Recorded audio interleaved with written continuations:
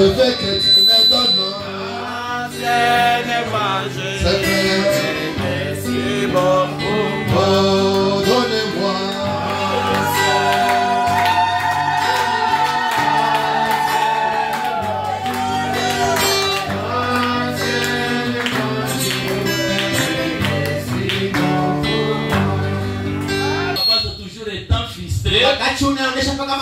C'est un signe que tu n'es pas encore dans la victoire. Alors j'ai vu que l'ensemble était dans la bonne atmosphère. Et Branham ajoute, il dit, les oiseaux se réveillent tôt le matin vers 5 heures. Et ils lèvent leur petit bec vers l'est. Parce qu'ils voient qu'il s'est déjà ouvert, il y a quelque part où il y a la lumière. Là où il y a la lumière, là, il y a une maison. Et là où il y a la maison, là, il y a celui qui m'a créé. C'est pourquoi les oiseaux chantent chaque fois vers 6 heures du matin. Et Branham a dit, savez-vous quelle récompense Dieu leur a donné? Il a dit, puisque vous m'adorez de cette manière, vous ne souffrirez jamais de graves maladies. Et les oiseaux n'ont pas de graves maladies telles que le diabète, des crises cardiaques et toutes les graves maladies là. Je vous en épargne. Et je crois ce matin, pour celui qui a loué plus que ces oiseaux, s'il y avait quelques petites maladies là-bas, s'il est le Dieu de sa promesse et de la parole infaillible, et ce matin cette maladie fuit. Parce que c'est sa promesse infaillible. Amen. Alors nous continuons avec notre sujet. Je prends d'abord 10 minutes de la répétition. Comme le Branham le dit aussi dans des monologies qu'il faut répéter pour capturer les autres.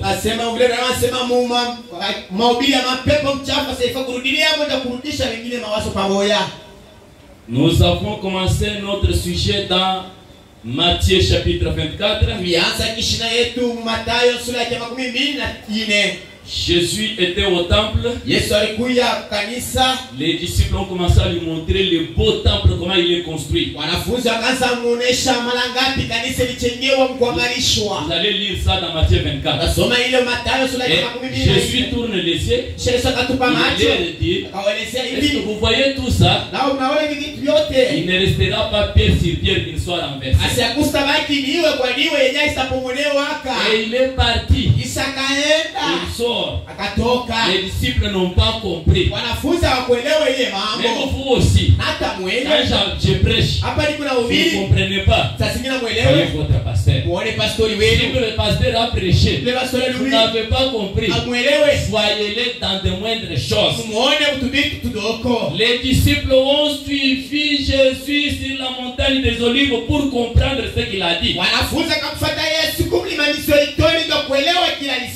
quand ils l'ont trouvé, ils ont dit, Maître, ce que vous avez dit là, nous n'avons pas compris.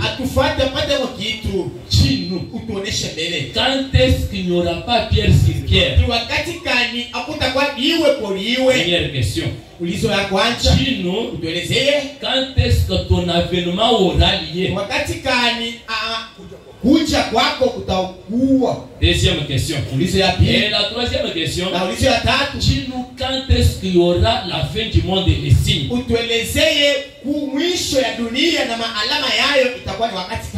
Amen.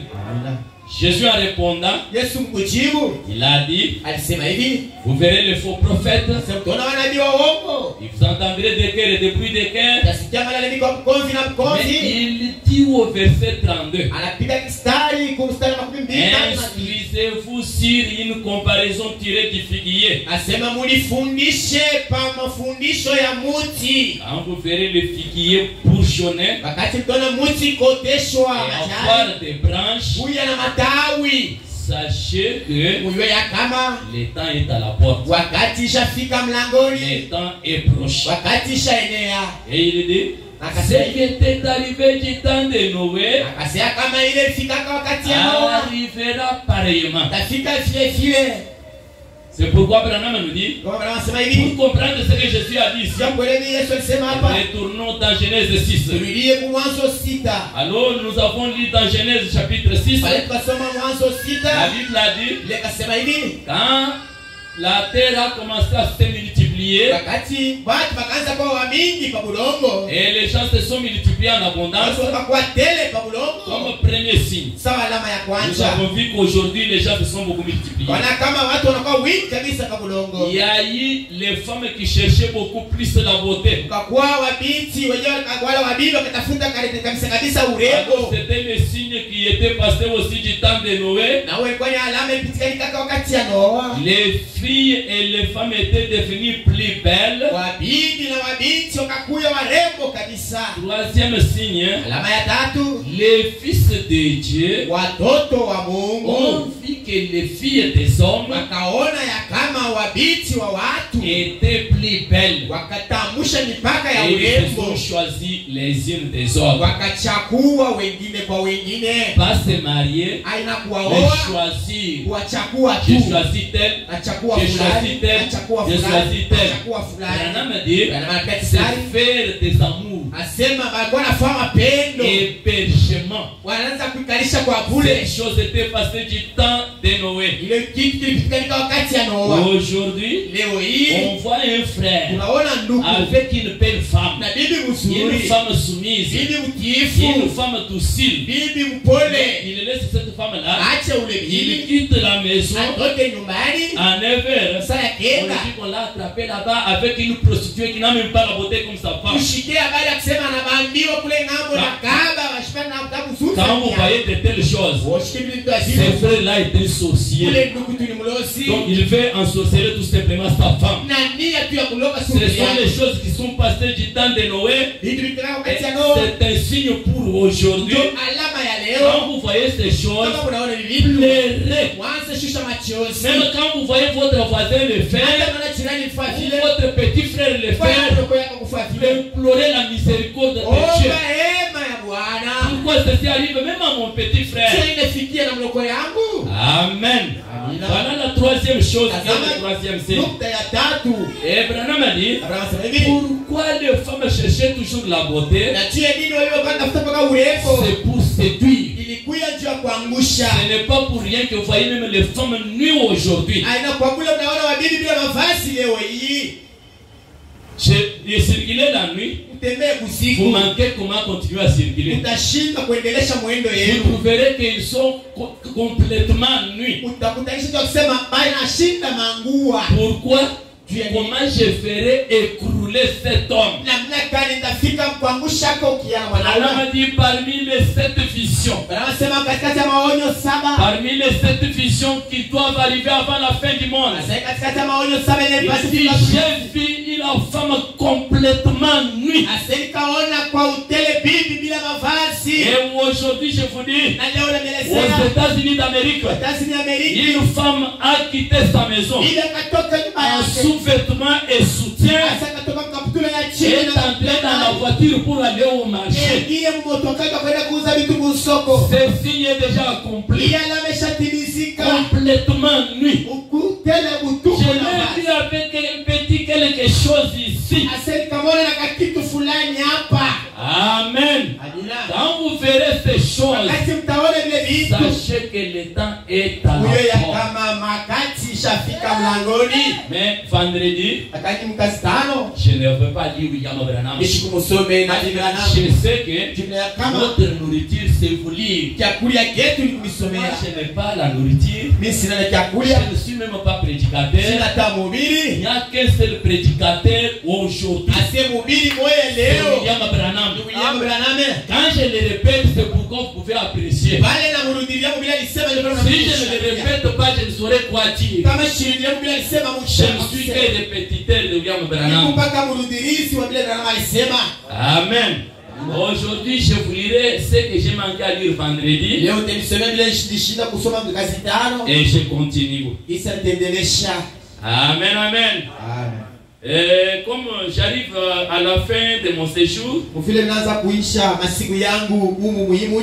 commence d'abord par remercier le pasteur. Il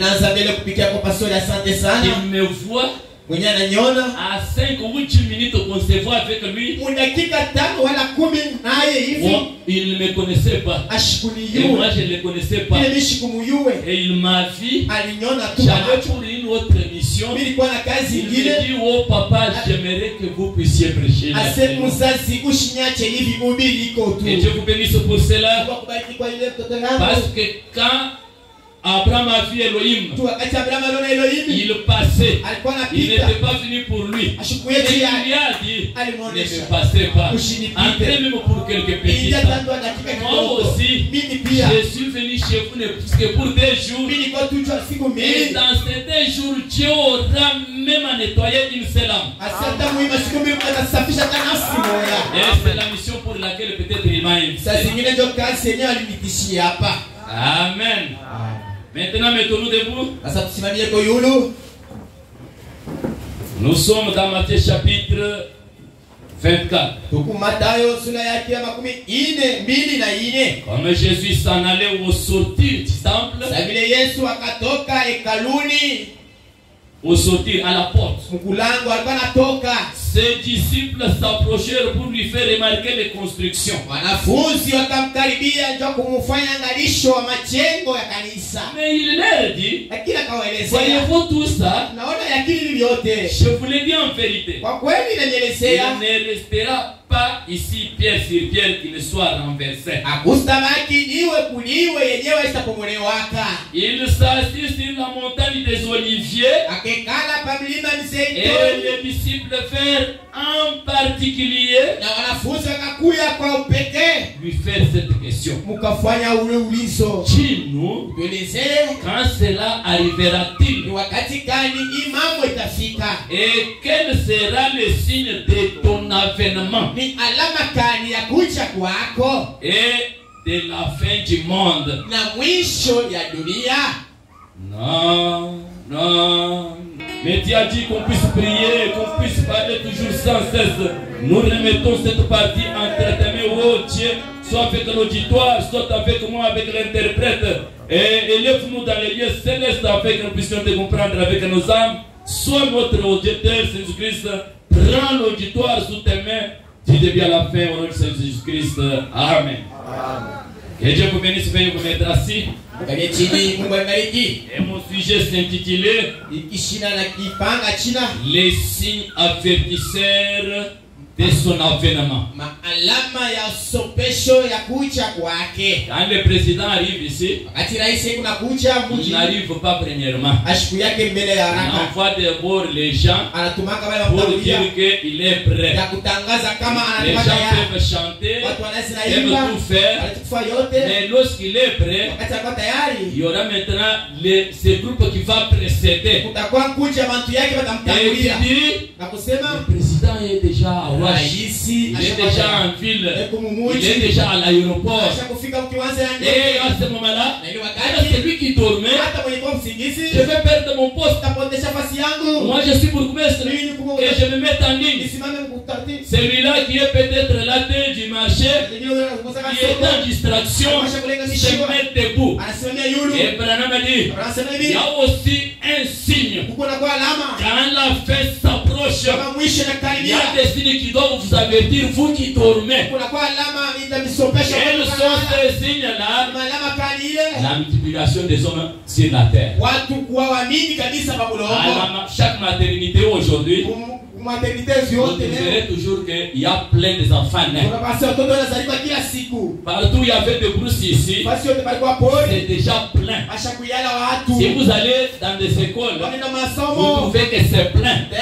Si vous allez au marché, c'est plein. Si vous retournez dans des habitations, vous verrez toujours des gens là-bas. La multiplication incessante. Branham dit, même si la science enseignait maintenant la naissance désirable, inafundisha bila kuzali Il faut après 4 ans, il faut après 5 ans. Cela ne fait pas cesser la multiplication comme c'est prévu. ile haitasimamisha uingisho wa watu vile tayarishi. Voilà le premier signe. Tazama alama ya kwanza. Le deuxième, Alama ya pili, l'intention de toute femme pour chercher la beauté. akili ya uke wote na kutafuta mpaka urembo. Du temps de Noé, ces signes-là étaient passés. Wakati ya Noe alama ipitika Dans kitaka. notre temps, ça se passe à vos yeux. Na mwiyo wakati yetu inapitikana mu macho yenu. Chaque femme, Bibi wote quand elle cherche la blouse, wanatafuta nguo ya la leo. blouse pour couvrir son corps, Ni wanja kufunika nguo quelle est ya la blouse qui attire? asema ni nguo gani inakokota. Quelle est la blouse qui attire? Ni nguo gani ya chini zinakokota. Amen. Amina. Pour tresser les cheveux, Cha kushikisha il nyele faut une exception qui attire. ina pashi ya upekee yenye itakokota. J'étais là chez nous au Kassai. Ilikuwa kule kwetu Kasai. Il y avait une épouse du grand frère Kulikuwa bibi ya mkubwa qui est yangu couturière. mwenye anakuwa na Une shonaka. jeune fille est venue. Binti mwa alikuya Elle lui dit, anamwelezea prenez ma panne ici. kwembe yako Tu kyo vas coudre. utekishona. Untebe la nkanzu wa chiyinji peta tu. Asema unishone kanjo ya mwene ivoala nshilipate. C'est ça les signes. Donc moi chiyinji peta tu. Usema na voila na tokelea. Moi-même, pas dire, mais maintenant moi-même j'ai entendu une fille. Asema mimi mwenyewe nilishikia kwa masikio yangu binti mwenye nasema vile. Amen. Amen. Les filles veulent montrer leur corps. Kwa binti watakuwa na nia C'est kwa pour sababu séduire. juu ya kuangusha. C'est pour écrouler. Juu ya Et kuangusha. enfin, Na mwisho les fils de Dieu watoto wa Mungu ont été capturés par l'esprit de femme. walikokotiwa kwa waso wa binti Ils sont tombés. wakaanguka chini. Je regarde, Mungu anatazama parce que c'est l'homme que j'ai créé ni mtu mwenye niumba et la femme a capturé comme ça. mwenye bibi anakokota haraka haraka hivi. Amen. Amina. Il y a même certains hommes ici, Huko watu wengine hapa le temps d'aller à l'église, wakati ya kwenda sa kanisa femme lui dit, Ibeka mwelezea ici j'aimerais te voir. hapa sina fya nikuone. Alors l'homme dit, Sasa bwana sema comme on a dit qu'il y ait l'harmonie dans la maison, vile balisema ukuye upatano mnyumba, j'aimerais quand même comprendre, elle cherche à me voir. lakini nielewe namna yenyewe ya kuniona ile bashi. Amen. Amina. Une femmelette. Asema wanaume na ali na akili ya mwanamke. Amen, amen. Amina. Maintenant, lisons William Branham. Tusome bashi ya Branham. Je suis dans les signaux rouges, signe de sa venue. Asemi kumu alama ya mwekundu, lakini alama ya kuja C'est kwake. là que je vais lire beaucoup. Ndio kwenye tasoma kabisa. Signal rouge, signe de sa venue. Alama mwekundu, alama yenyewe ya kuja kwake. Je suis au paragraphe Ni kifungo 40. makumi ine. Branham a dit, Anasema hivi. les tout premiers mots nous montrons par une lumière clignotante. Ya alama yenyewe ya kwanza inatuonesha Les tout premiers mots nous montrent par une lumière clignotante kusema ya kwanza inatuonesha alama yenyewe inapita na que sogea. les jours reprochent. Ya kusema siku la karibia. Car il n'y a jamais eu un temps dans toute l'histoire Akuya kuyaka wakati muadisi yote mzima où il y ait autant d'hommes. yenyewe ikakuwaka tena wakati ya watu. Ça c'est la multiplication. Hii ni uingisho wa watu. Et où les gens se sont multipliés aussi rapidement, Kwenye watu wanakuwa wingi kabisa haraka haraka. il est devenu même difficile de trouver un endroit où habiter. Yenyewe inapatikana magumu kabisa kupata fasi ya kuikala. Et les gens se multiplient sur la terre. Na watu wetu wanakuwa wingi kabisa Et mloko. la science dit que s'ils continuent à ce rythme, Na siasa inasema kama inaendelesha mwini namna hii. d'ici 20 ans, Hapa makumi mbili ya il n'y aura nyaka. même plus assez de nourriture pour tout le monde. Asema hapa makumi mbili ya nyaka kutakuwa tena hata vyakula kwa watu wote bale. Exactement depuis 1980 ou 85. Asema vyakula tangile La nyaka. nourriture ne suffisait pas pour le monde entier. Vyakula viko tena nenea dunia mzima. Voilà pourquoi la multiplication des choses hybridées. Tazama kwa maana vitu vya vyakula vinakuweka lao vinakuwa vya mingi. Voilà la multiplication des choses toujours par engrais chimique. Asema tazama kwa maana vyakula vya mingi vinakuwa vinakewa Les dawa. choses naturelles ne pouvaient pas convenir, c'était exact. Ase vitu vya kuliotewa vya kweli havipashi kuenea vya kweli. Il dit, akasema hivi, c'est le leader Jix qui l'a dit. Un journal comme ici chez nous. Asema hii kitabu hadithi ni cha kweli vile kinataka kusema. 44. Makumi ine na ine. Amen. Amina.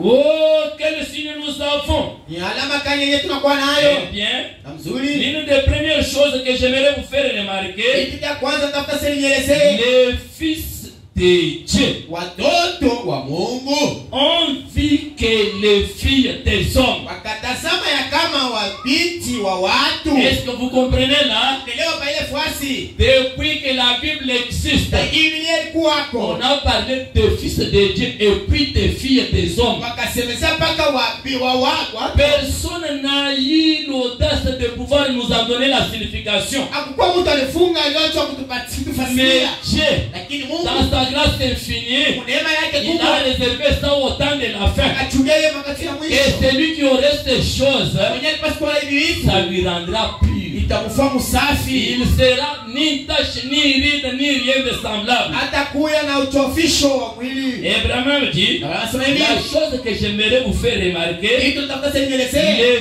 fils de Dieu watoto wa Mungu ont vu que les filles des hommes, wakaona kama wabinti wa watu, je montre ceci au monde entier. na chontea hii kwa dunia mzima. Abraham ne montre pas seulement au cocher de tabernacle, mais au monde entier. Na chontea paka Goshen maskani, na chontea dunia mzima. Il n'y a jamais eu un temps sur la terre, Hakuya kuyaka wakati au fulani bien de me souvenir, wa kumbuka ukumbusho wangu en dehors de ce temps, nje hii wakati qu'il y ait eu une si grande beauté de femme. asekuka kuya urembo kubwa ya wawili. Il n'y a jamais eu de temps comme ça. Hakuya paka wakati sawa hii. Amen, amen. Amina. Sauf ce temps ici. Kustosha paka hii wakati.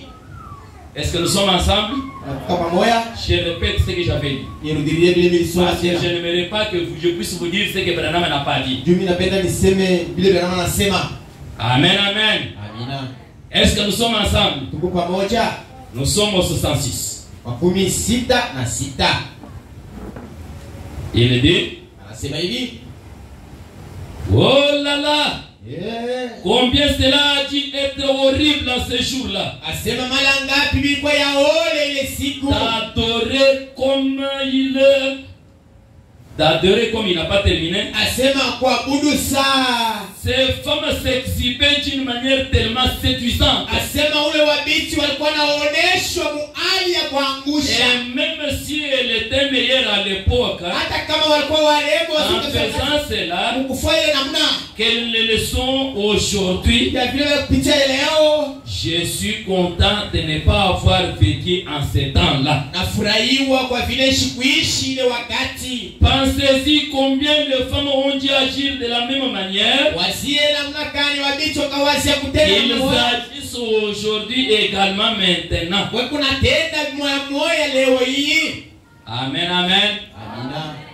Maintenant, Sasa prenons le paragraphe 63 tubebe kifungo 16 pour na répondre à la question des femmes, donc fils de Dieu, kujibu kuile ulizo ya watoto wa Mungu, et puis filles des hommes, c'est qui? isha wabiti wa watu ni wanani? Paragraphe, Kifungo les mêmes messages, paragraphe 63. ujumbe moya lakini kifungo 63. Il dit, Anasema hivi, commençons par 62. kwanza makumi. Et remarquez, Asema unaona? les femmes du temps de Noé Wabili wakati ya Noa devraient être au centre de la conversation. walipaswa kuwekewa katikati ya uzungumzo. Vous voyez, Naona les fils de Dieu watoto wa Mungu sont les filles et les fils de Seth. asema wanakuwa watoto wa Jafeti. Wa Seti. Frère Antigo, vous connaissez Seth? Oui. Frère, vous connaissez Seth? Ndugu na Seti. Hein? Qui connaît Seth? Nani anayua Seti? Ah, que Dieu vous bénisse. Mungu abariki. Seth, hein? Seti. Adam avait premièrement Caïn. Asema Adamu alikuwa kwanza Abel. na Abeli. Caïn a tué Abel. Kaina aliua Abeli. Et Dieu a dit, Na Mungu akasema à hivi, la place d'Abel, je remplace Seth. Asema pafuashi ya Abel mwenye kuiwa na badilisha mrudisha Mose. La semence de Seth, Sikuse alama c'est la semence de Dieu. ni mbeko ya Mungu. La semence de Caïn, Asema mbeko ya c'était Kaini la semence du serpent. ilikuwa ni mbeko ya Kaini. Alors les fils qui descendent de Seth, Sasa watoto ils wanashushwa ont la parole de Dieu. kwa sauti ya Mungu. Branham dit voilà le fils de Dieu. Branham sasa tazama watoto wa Mungu. Voilà ce que la Bible déclare comme fils de Dieu. Tazama kile vile atulia sawa watoto wa Mungu. Amen. Amina. Les fils de Seth. Watoto wa Seth. Branham dit Seth. Wanasema Seth. On vit que les filles de Caïn, Wakaona kama wabiti wa Kaina, les filles de Caïn, wabiti si wa vous Kaina. voyez votre femme porter des mini-jupes, c'est une fille de Caïn. Asikana na bia kwa tuma shipe tufupi lakini vivyo Si vous Kaina. voyez votre femme laisser sa fille porter des petites jupes, c'est une fille de Caïn. Kana bia yako kwa chama watoto yake bana mke kwa tuma shipe tufupi ni mbibi wa Kaina. Et Branham dit, si vous voyez un homme laisser de sa maison porter ça, Asibi wanasema kwamba Bwana anaacha laisser mtume sa familia. femme porter les jupes ou bien les bras cassés, Kwa chama yake kwa manguo ya vipande il y wala a quelque chose qui ne va pas. kitu fulani kiendeka nyumba yake. On a pris le produit de la femme, on a mis en lui. Alibeba mwanamke maleka ndani ya Une mwana. femmelette. Anakuwa mwanamke tu. Amen. Amina. Les fils de Dieu Watoto wa Mungu sont les fils de Seth. ni watoto wa Seti. Les filles des hommes Wabiti wa sont watu les filles de Caïn. ni wabiti wa Kaina. Même si vous allez quelque part, Hata mnaenda fasi il est fulani. en train toujours de tourner les yeux vers vous. Binti anatumia Oh, watu c'est un signe. ni alama. La fille de Caïn fait t'écrouler. Binti wa Kaina acha Ce kaangusha. n'est pas que ce sont toujours les hommes qui vont vers les femmes. Asante kwa wanaoendea kwa La bibi. Bible a dit du temps de Noé, Asema kati ya ce Noa. sont les filles qui ont capturé les hommes. Asema ni wabiti walienda kwa waume kwa kokota. Branham a dit qu'elles ont la puissance. Wanasema kuna uwezo. C'est pourquoi il dit, Kwa maana anasema hivi. quand vous voyez la femme, Wakati unaona bibi, fuyez. mwanzeni mbio. Amen. Amen. Je m'étonne. Nashangaisha. Voyez un frère, Ona ndugu. sa femme va donc au deuil. Yake anaenda ni Il kukirio. reste dormir avec sa fille de 18 ans, 20 ans. Yeye anabakia alale afate tende ya ndoa na mtoto yake wa 18 wala 12 ya miaka. Mais qu'est-ce que ça fait, c'est ma fille? Est-ce que je peux avoir d'autres intentions? Asema hivi mtoto yangu mwanamke nishina na akili nyingine. La Bible a dit, Biblia inasema soyez plus prudents que le serpent. asema mkwe bakalamushi bene kushindia nyoka. Amen. Plus, donc, tout comme la colombe, Asema mtulivu sawa ndiwe mais lakini plus prudent que le serpent. lakini mkalamushi mwenye kushindia nyoka. Mais est-ce que vous savez comment le serpent agit dans la brousse? Kuna yeye nyoka anatenda kama pori. Quand le serpent entend un bruit, Kanyo kashika makelele. il ne fuit pas. Ashikimbi yake. Il redresse la tête. Analamusha paka kichwa yake. Il observe. Anangalishisha. Si le bruit vient de l'est, Kama kelele kwa il kazi. tourne calmement vers l'ouest. Anapinduka kule yote Si ingilia. le bruit vient du sud, Kama jua inatoka. il tourne vers le nord pour s'enfuir. Et Dieu dit, Na Mungu anasema allez faire l'étude sur les serpents. nifunze juu ya nyoka. Soyez plus prudents que les serpents. Asema mkalamukimu kwa kalamusha shindia nyoka. Amen. Oh, je vais dormir avec la femme de mon grand frère. Alala na bibi Nous mkwe avons yangu. l'habitude de nous parler, de plaisanter, de faire. Unaweza kucheza na kufurahishwa. Maha, Bêtise. serpent ancien. Nyoka wa zamani. Amen. Branham dit de fuir, toi tu dis que je suis habitué à elle. Branham asema kimbia wase nisha kusomeleana naye. Vous allez visiter la sœur parce qu'elle a la nourriture seule. Unaenda kutembelea dada jeu kuna vyakula vya yeye hoya. Non, non, c'est une sœur avec qui on s'est habitué, même avec son mari, il n'y a pas de Ni problème. dada mwenyewe tushazomeleana kana bwana yake hakuna Il y a tamaa. ton évangile à toi, l'évangile de Caïn. Kuna injili ya palo wako ya Kaina. Mais l'évangile de Jésus-Christ, Injili ya Yesu que Kristo. Branham a prêché, il a dit quand vous voyez la femme, fuyez. Ase kama unamuona bibi anza avuku katika mbio. Amen. Il dit, Anasema il n'y a personne hakuna mtu que la femme peut se déshabiller aujourd'hui. ule bibi anaweza kufanya mambo mbele Lui, yake. il reste fort, Yeye anabakia na nguvu à moins que tu sois malade. mpaka kama kumgonjwa wako. Amen. Très fort. Amen. Amen. Oh, moi, je suis habitué. Moi, je ne sais rien.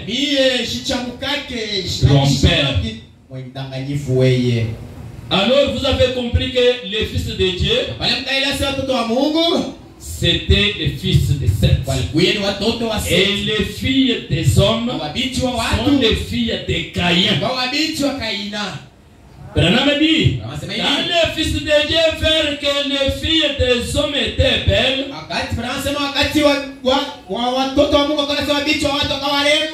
les fils de Dieu ont vu que les filles des hommes, les fils de Seth ont vu que les filles de Caïn sont plus belles. Ils en ont pris pour femmes. Alors les fils de Dieu sont tombés dans leur position vis-à-vis de Dieu.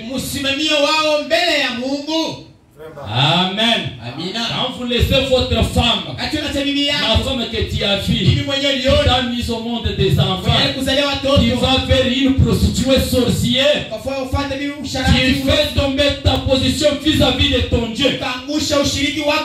Voilà pourquoi beaucoup trouvent que même les enfants ont eu la sorcellerie dans la maison. C'est l'homme qui est allé attirer Satan pour le mettre dans la maison. Au lieu de garder la position vis-à-vis de Dieu, vous cherchez à faire ce que les hommes font.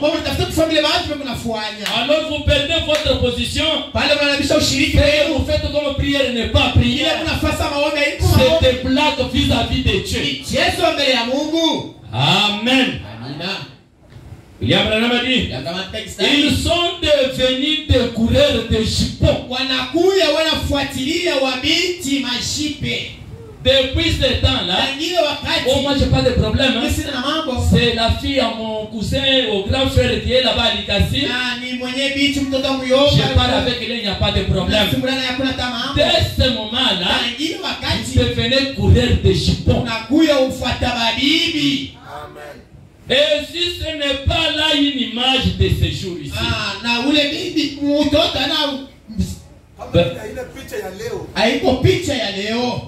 Est-ce que ce n'est pas l'image d'aujourd'hui? Branham a dit, ce qui s'était passé là, ce n'est pas ce qui se fait aujourd'hui. Où le frère laisse sa femme, commence à convoiter la femme de son ami. Où l'homme commence à convoiter sa petite sœur. Où l'homme commence à convoiter la sœur de l'église. Si cette fille-là voulait vous séduire, Branham me dit, elle est à la mer, tu es ma sœur, ce que tu fais ici ne concorde pas. Je suis marié, ne fixe pas encore les yeux, ne me suis pas. Qui est cet homme-là? À qui la fille tourne les yeux, elle commence à tourner comme ça. Et l'homme dit, attention, je suis déjà marié. D'abord, je suis à l'âge de ton père, je suis à l'âge de ton grand frère. N'ose pas les répéter.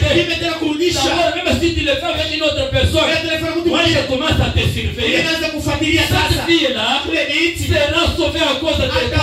Mais nous tous ces hommes-là qui peuvent voir les filles en difficulté, les sauver pour qu'ils ne tombent pas dans le bêtises. Aujourd'hui, même au sein de l'école, le frère, un païen lui donne la lettre. Quand on est à la fille, votre frère, tu me fais une commission.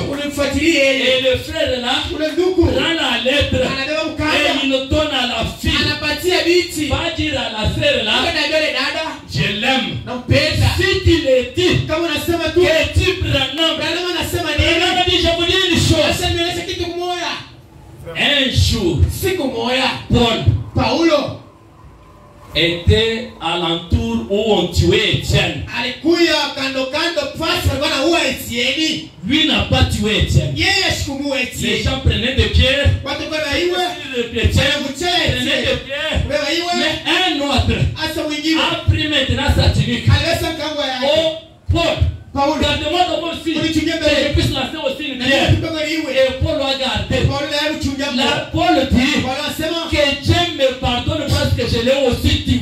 Mungu alinumia tu mimi uchuua na mimi Il n'a pas jeté une pierre. Il kitupeliwa a gardé seulement les habits de celui qui les tuait. alichungia tu nguo ya ule anaenda kabua eti Aujourd'hui, leo vous les femmes qui laissez les filles pour qu'on puisse faire des bêtises dans vos maisons. kwa bibi unaacha mabiti yenu Une femme mariée, bibi mwenye elle kuolewa ouvre la porte même dans sa chambre. afungule mlango Elle laisse la fille pour qu'elle soit déshonorée. aache binti Vous leo répondrez ces jours-là.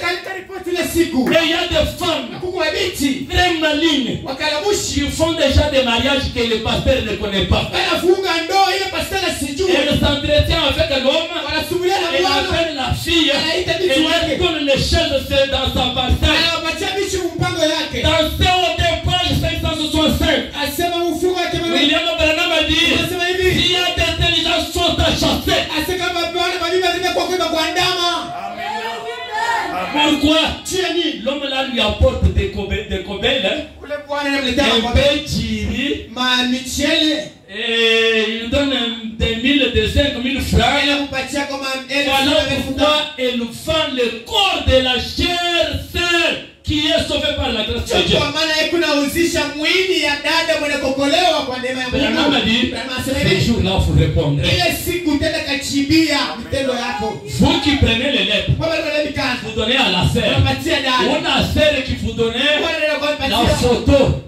picha pour donner à l'homme. utapatia bwana Toi qui as fait la transition. wewe fuata mulisi Si cette femme connaît ou doit perdre sa vertu, kama ile bibi atapotesha toi upigile aussi wake tu réponds. na wewe tena kanijibia En ile d'autres termes, kusema kusuru moi je n'ai rien fait. bishu fue langu kitu L'homme bwana et la femme na bibi se sont convenus. bali Moi pata je leur laisse seulement la maison. jitu na Moi machako je n'ai pas de problème. bishi na mama Ta maison là et ta permission, na ruhusu tu yako répondras. utenda kachibia Ou bien, wala tu ne laisses même pas la maison. hawachi On te sana laisse comme sentinelle. wanakuacha sana shambu Dis, observe seulement qu'il n'y ait pas de passage. angarishisha En cas de faux pas, toi tu es kama mambo ya pesa sentinelle. pitikani kwa tufanye Si tu le fais kama unafuata et que tu connais déjà cette vérité, na hiyo ule ukweli oh mon frère ou ma soeur, ndugu yangu wala dada il répondra au jour du utenda jugement. kachibia ile siku ya usambisho Amen. Amen. Paul dit, Paulo anasema oh Dieu, pardonne-moi. Mungu nirumie J'ai tué Étienne. mimi uwe Parce Etieni que j'ai figuré parmi les gens qui l'ont tué. tulikuwa katikati ya wale walimuua Même si vous avez déjà fait cela, ndio tasafa vile Dieu est ici capable de vous pardonner. Mungu hapa asubuhi ya Pour kuzuia dire, cha kusema Seigneur, wa j'étais aussi sentinelle. na mimi nilikuwa Il y a shamba un jeune homme qui a connu une fille à cause de moi. kukiana Oh mwalimu Dieu, pardonne-moi, je ne le ferai pas. nirumie sitajua fa vile tena Oh Dieu, Mungu j'avais ma maison. nilikuwa na nyumba yangu J'ai laissé aux prostituées diangue. tia masharati mengi Pardonne-moi, je ne le ferai plus. nirumie sitarudishaka Et tena quand vous ne demandez pas pardon, uwe ule mabuluka ça ne se fasse pas. bishikafanyikake tena Branham a dit, anasema hivi la confession, c'est sous asekuzuru forme de cassette. ni hali ya Vous kwanza appuyez sur un bouton, pia pamoja on enregistre. Vous anabandisha appuyez sur un bouton, on efface. anazimisha Si vous vous confessez cela, anatubu ile je mets les doigts sur un bouton, il efface tout. Mungu alika mkono kukile pamoja Et anashimisha vous restez destin dès aujourd'hui. kuna watoto takatifu kwanza leo Amen. amina Vous cherchez à connaître toutes les filles, unakuwa na nia kuiwa mabiti et wote vous ne voulez pas que sa petite sœur soit connue. aupenda sema mloko hapa julikane Vous ne voulez pas que vos filles soient connues. aupende watoto wenu wanamke wajue maungu Vous répondrez. utenda kachibia Est-ce que nous sommes entendus? tunalewana Il n'y a pas trop de temps. hakuna wakati mrefu On avance. tunaendelea tu Il continue, il dit, endelea kusema hivi je ne sais pas ce que c'est, nishiwe ni mais nini c'est la vérité. lakini ukweli Paragraphe 63. vifungo 16 Les hommes, watu regardez même nos églises aujourd'hui. moneni hata makanisa yetu leo Ce que vous voulez, kile mnatafuta et remarquez cela. moneni ile Partout on dirait, fasi utakasema dans ces jours, les femmes étaient absolument très belles. Hein? kuima siku wadini wanakuwa warembo kabisa Les hommes en étaient devenus esclaves. Watu wakabaki wa wanaume wakabaki watumwa Kwa ule urembo. kwa ule urembo. Même chez l'État, Hata kwa il serikali, aimerait maintenant beaucoup travailler avec les femmes qu'avec les hommes. serikali leo inakuwa na nia kutumika na mabibi wa mingi ingawa wanaume. Si vous avez étudié l'informatique, Kama ulifunza informatique, vous êtes 5 hommes et 5 filles. asema mkuu alichitana na wanaume ta. Je pense que toutes les 5 filles seront prises. Peut-être un seul homme, pas d'homme. Na minia wa bichitana wote watabebewa kukazi, lakini wanaume mmoja wala hapatabebewa. Allez chercher à vendre au magasin. Wende kutafuta kuuza kwa Vous magazini. êtes 5 hommes et 5 femmes. Mkuu alichitana wanaume On tano. prendra surtout les femmes. Sana sana ni wabichi. Pourquoi Tu ya nini? on cherche à avoir toujours la femme? Kwa mtoto wa Pas tawali. après pour lui dire, moi je peux faire plus que ton mari, Ili kufasha à kumshauri. la connaître. Kumuyua maungu. Voilà ce qu'il cherche d'avoir. Ona kile wanatafuta kabisa kabisa. Amen. Amina. Mais vous, Lakini wewe habillez-vous comme des dames. ufuale sawa Et bibi. vous les hommes, Na wewe bwana surveillez l'habillement de vos dames, fuatilie kufuala kwa bibi yenu. l'habillement de vos filles. Kufuala kwa mabiti Et yenu. soyez des véritables Na chrétiens. mkuwe wa Kristo wa kweli. Amen, amen. Amina. Maintenant, on continue. Tuendelesha sasa. Lisons aussi Usomeko tena.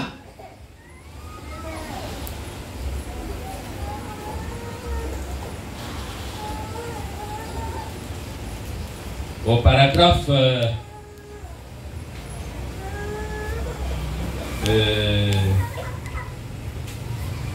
67. Tusome kifungo 67. Remarquez, Kwa nini? la Bible dit que les hommes buvaient, Biblia inashuhudia kama watu walikuwa wanakunywa pombe. manger. Walikuwa wanakulia.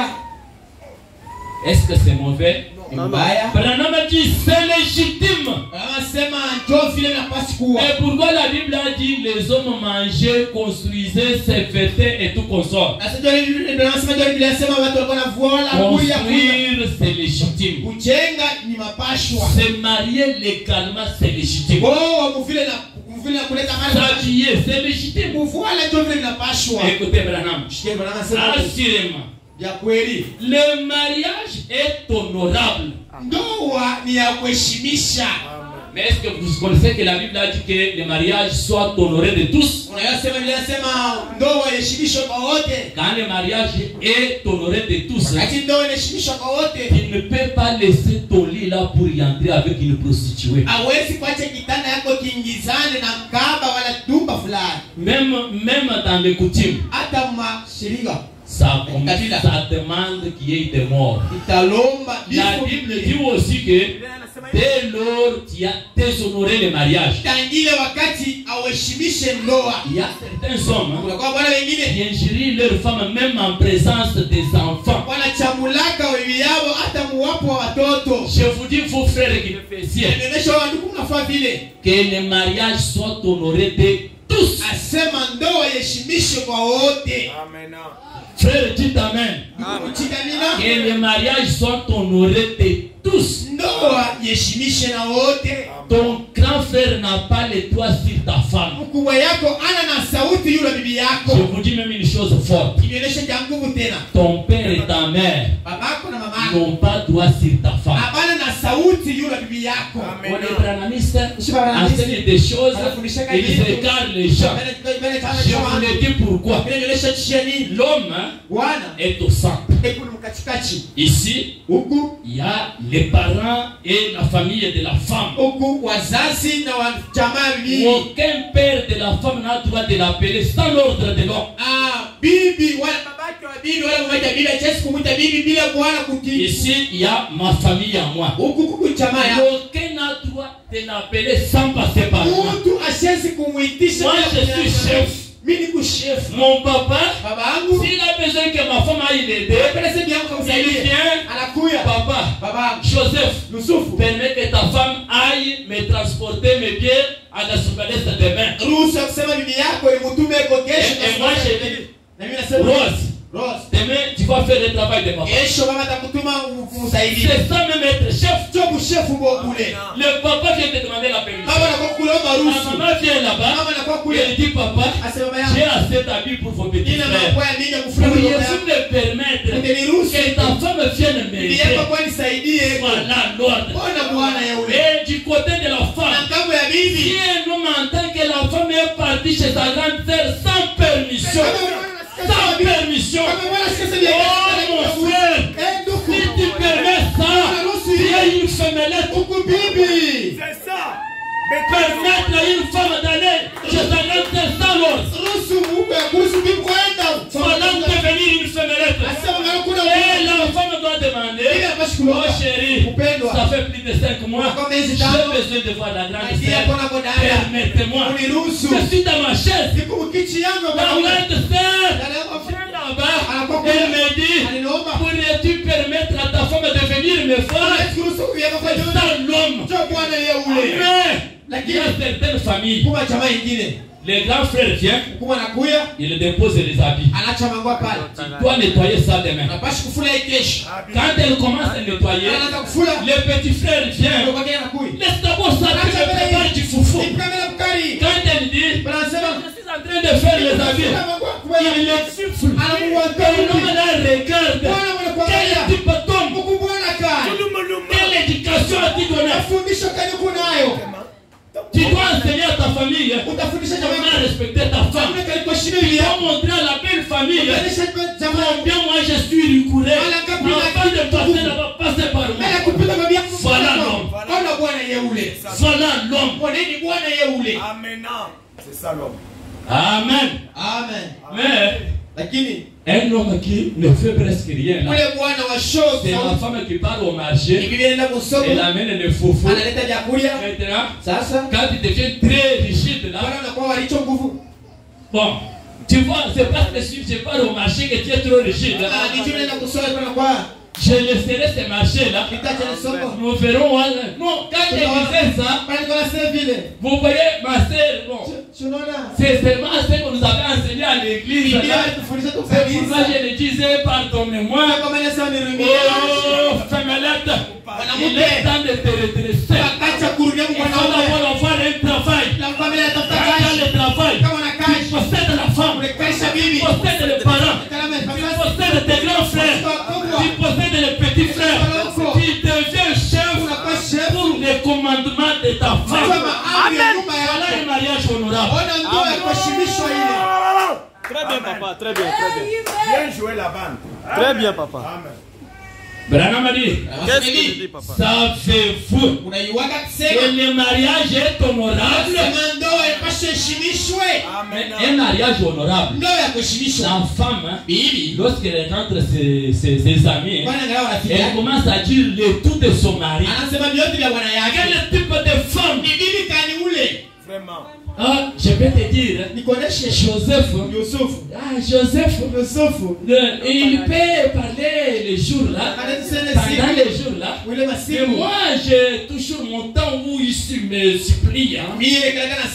Si vous trouvez une telle femme, c'est Jézabel. C'est une Jézabel. Les mariages doivent être honorés de tous. On ne se parle même pas des problèmes de la maison. Chaque jour, la femme part, elle dit à sa mère, oh mon mari ne veut pas que je puisse vous envoyer l'argent. Toi tu as le droit d'envoyer l'argent chez toi sans passer par moi. Folaise.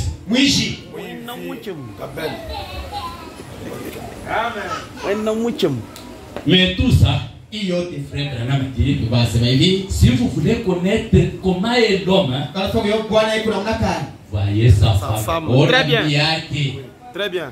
Est-ce que vous comprenez? Quand vous voulez connaître que l'homme est comme ça, voyez sa femme.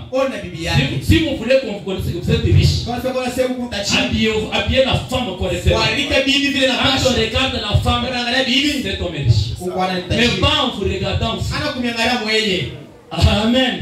Si vous voulez apparaître que vous faites nourrir, nourrissez bien ta femme. Quand on regarde la femme, on te voit. Si tu es plus discipliné, discipline aussi la femme. Nous regarderons la femme pour savoir si elle est disciplinée ou indisciplinée. Et alors nous voyons l'homme. On n'a pas besoin de voir quoi et quoi. On a besoin de voir la femme. Et Branham a dit, on n'a pas besoin de voir l'église ou les pasteurs, on a besoin de voir les croyants. Amen. Si les croyants sortent bien habillés, si les croyants n'ont pas de métissage, si les croyants ne sont pas fétichés, on dirait, pasteur, prochaine, voilà l'église. Amen. Si on a besoin de connaître l'homme, on doit connaître la femme. Et si vous voulez que vous soyez une bonne femme, montrez-nous des enfants. Si vous voulez que vous soyez une bonne femme, montrez-nous la qualité de tes enfants. Et ce sont les enfants qui, quand ils ont des chips, à l'école ils ont des mini-chips, nous voyons leur maman, nous voyons leur femme. Amen. Très bien, papa. Amen. Vraiment. Problème. Amen. Un homme qui épouse une femme, cela est honorable. C'est Dieu qui a institué cela. Mais quand on en arrive au point où un homme va prendre la femme d'un autre, amen. C'est là que j'ai conseillé le vendredi. Faites nourrir vos femmes. Munga jaja junda. Ikala kulimata mengelela. Ikala kwa kukoka. Ya kucheno mungu nuka jomo na wa mlundu wewe. Wewe unaanza kutamania kwa rafiki yako. C'est ce que dit Branham ici. Quand on en arrive au point où l'homme va chercher à prendre la femme d'un autre, qu'est-ce qui le pousse? L'habillement. L'autre là s'habille, change les habits, elle mange bien, elle n'a pas trop de problèmes avec l'homme. Mais la tienne, des habits. Tu lui donnes 12 000. Tu peux chercher même 4 chips à machipisha. 12 000. 12 000. Amen. Et quand elle s'habille, tu la regardes, tu ne vois pas encore comme une femme, tu vois comme une chèvre, comme une autre chose. C'est toi qui l'as rendu. Et c'est ce qui te pousse maintenant à aller convoiter les autres. Soyez homme. Revenez dans vos sens. Amen. Où un homme va prendre une jeune fille,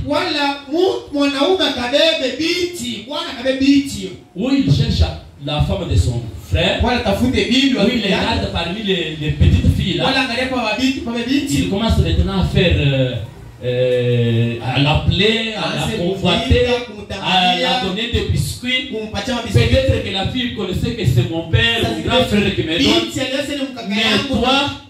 Mais toi, avec l'esprit de ton père, le malin. Amen. Jésus a dit, ils ont pour père les malins. Et tous ces hommes-là, jusqu'aujourd'hui, ils ont toujours l'esprit du malin. Oh ma sœur, tu peux prendre une boîte de biscuits. Oh ma sœur, tu peux prendre friticana. Oh, aujourd'hui, je te paye la moto. Et la fille aussi, qui a connu ce message. On te donne les choses, tu ne montres pas à ta mère. Vraiment. Quel type de fille? C'est là que Branham a dit. Je vous donne ce que Branham a dit. C'est là, papa. Il dit, quand la fille est à l'âge et la mère l'approche, qu'elle lui parle de tout. Branham a dit, elle dit à sa femme, voyez Rebecca ici, elle est déjà à l'âge. Faites-la de ton ami. Que cette fille devienne ton ami. Même si un garçon l'a chifflé derrière, elle te tue. Et toi tu sauras comment l'orienter. Même si quelqu'un la cherche pour le mariage, qu'elle te dise. Même les périodes du mois, qu'elle te dise. Mon peuple mère, faute de connaissances. Dès aujourd'hui, prenez vos filles déjà âgées, qu'elles vous montrent tout. Et quand elle vous montre, n'injuriez pas. Même elle te montre peut-être un garçon là trop sale. Mais tu vois, je ne vais pas voir cette femme. Non. Appelez-les. Vous voyez un peu la qualité de et étudions avec toi. Est-ce que tu vois qu'il peut te supporter? Est-ce qu'il peut te parvenir jusqu'au ciel? Ou est-ce que si elle répond toujours oui, allons d'abord prier même 3 jours. C'est comme ça que vous pouvez ramener l'enfant à la fille. Aujourd'hui, la fille amène des mouchoirs, elle amène des fonds de terre, elle amène les laits de beauté que toi tu ne connais pas. Et la femme n'ouvre même pas la manette de sa fille. Quel type de femme? Amen. Bon, c'est la mallette de la fille. Hein? La mallette de la fille. Mais ce n'est pas bien. Amen, amen. Amen. Amen. C'est pourquoi que les mariages soient honorés de tous. Il y a beaucoup à vous parler. J'aimerais terminer mon sujet aujourd'hui. Oh, c'est le temps qu'on s'est vu avec votre pasteur. J'aimerais pouvoir terminer. Amen, amen. Et retournons maintenant dans la Bible. Mais pour ce qui est de la morale d'aujourd'hui, l'homme éveille sur la femme et les enfants. Et que la femme enseigne et dit que ses enfants comme il faut. Si tes enfants ne sont pas éduqués comme il faut et qu'ils ont le Saint-Esprit, ce sera difficile pour toi d'entrer au ciel. C'est Branham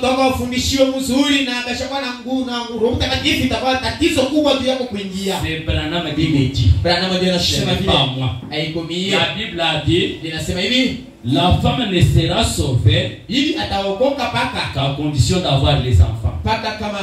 Et Branham m'a dit, savez-vous que ça signifie? Ça ne signifie pas que vous mettez au monde et vous entrez. Ça signifie que vous mettez au monde, vous enseignez ces enfants, ils sont les Saint-Esprit, ils quittent l'immoralité du monde et la porte du ciel était ouverte. Sœur, dites Amen. Si on voit une fille immorale, on va la faire. Amen. Amen. Maintenant, la Bible dit, paragraphe 32. Verset 32. Matthieu 24, 32. C'est mon dernier point. Même si je termine avec retard aujourd'hui, ne soyez pas choqués. Parce que vous allez dire, notre temple fait chaud. Mais Branham a dit, dans l'enfer c'est plus chaud qu'ici. Ayez la chaleur d'ici au lieu d'aller avoir la chaleur de l'enfer.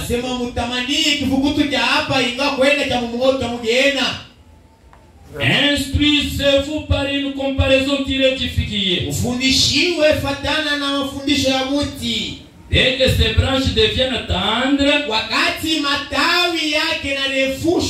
que les feuilles poussent, vous connaissez que l'été est proche.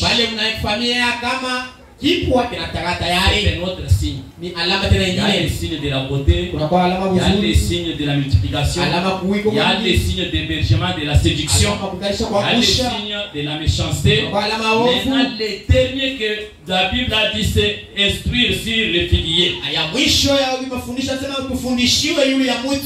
33. Et même quand vous verrez toutes ces choses,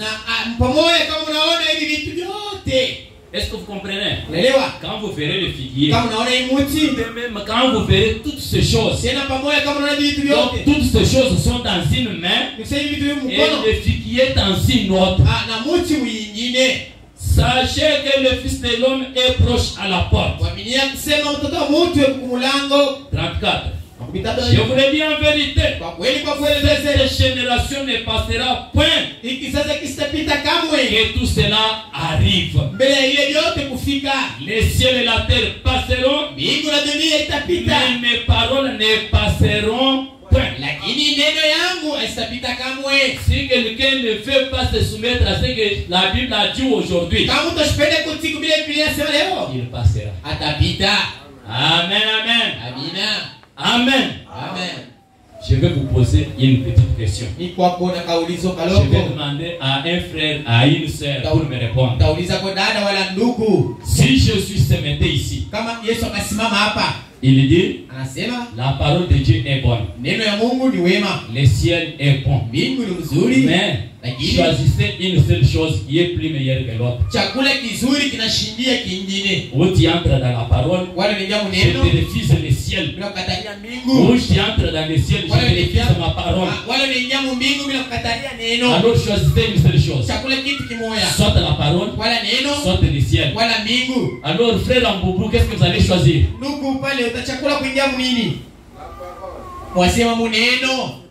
Vous êtes Amboubou? Amen. Je vous dis, le ciel passera, la terre passera. Et si tu es dans le ciel, il passe avec toi. Mais la parole ne passe pas.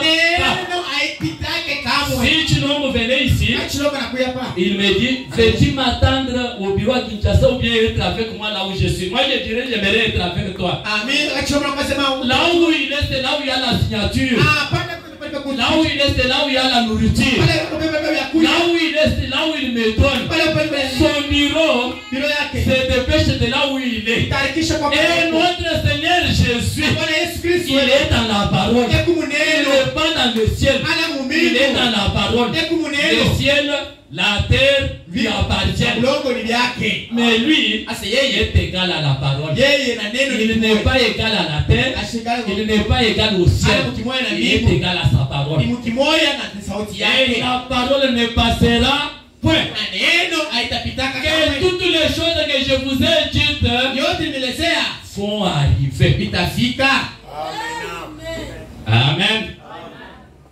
Le figuier est un arbre. Non, tu ne sais pas. Dites Mouti ou un figue. Ah, ton, hein? Non, c'est l'olivier. Bon. Le figuier est un arbre. Ok. Mais Jésus dit, quand vous verrez toutes ces choses, c'est une part. Toutes ces choses, c'est quoi? Pierre sur pierre. Est-ce que vous connaissez Pierre sur pierre? C'était la mort de Jésus-Christ. Il devrait mourir. Lui était égal au temple, mais on devrait lui faire mourir. C'est déjà passé, c'est déjà de l'histoire. C'est pourquoi même Branham n'en a pas parlé. C'était ça la première question. Mais ton avènement, ça viendra comment? Il dit, regardez toutes ces choses. Les guerres et les prix de guerre. Est-ce que nous avons la guerre même au Congo? Provoquée même fortement par les gens. Ici, et partout là-bas, il y a des guerres ou des prix de guerre. Quand vous entendrez des famines, ces choses-là, les derniers signes, c'est le figuier. Le figuier est un arbre. Branham a dit, le figuier, c'est le symbole ou type d'Israël. Non. Paul dit, nous sommes une branche. Une branche coupée et agrafée à l'olivier qui a été planté.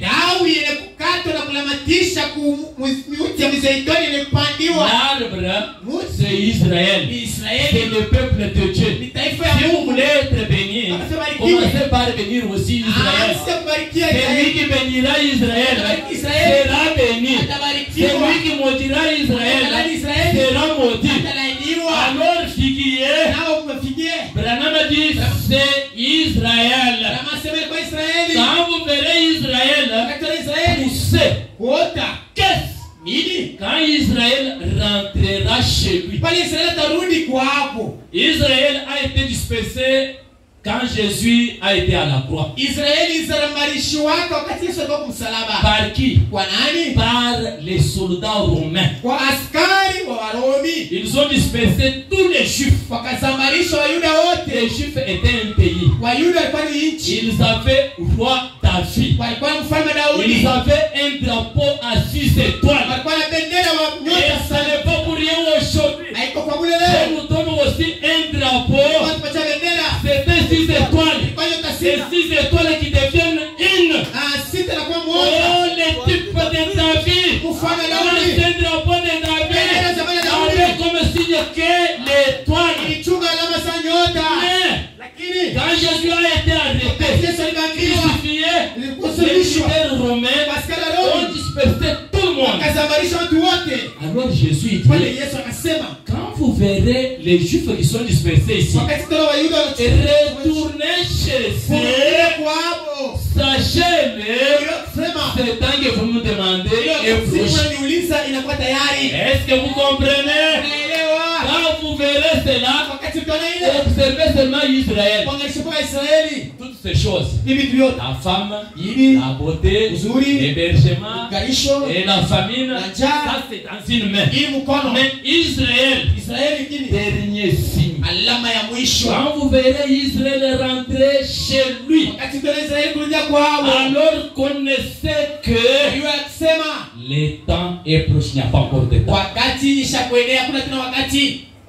Amen. Maintenant, je vous lis encore dans la Bible. Ouvrons dans la Bible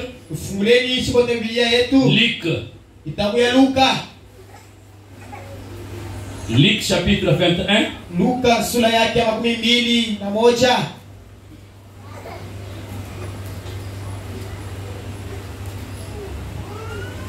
Chapitre 21. Verset 29.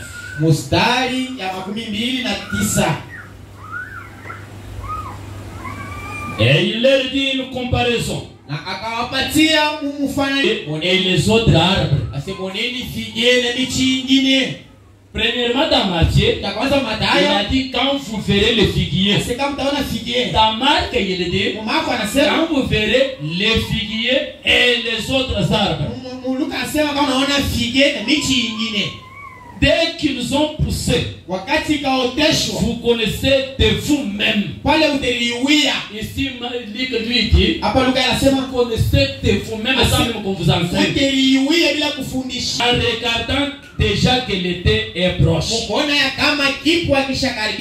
De même quand vous verrez ces choses arriver, sachez que le royaume de Dieu est proche. Je vous le dis en vérité, cette génération ne passera point. Et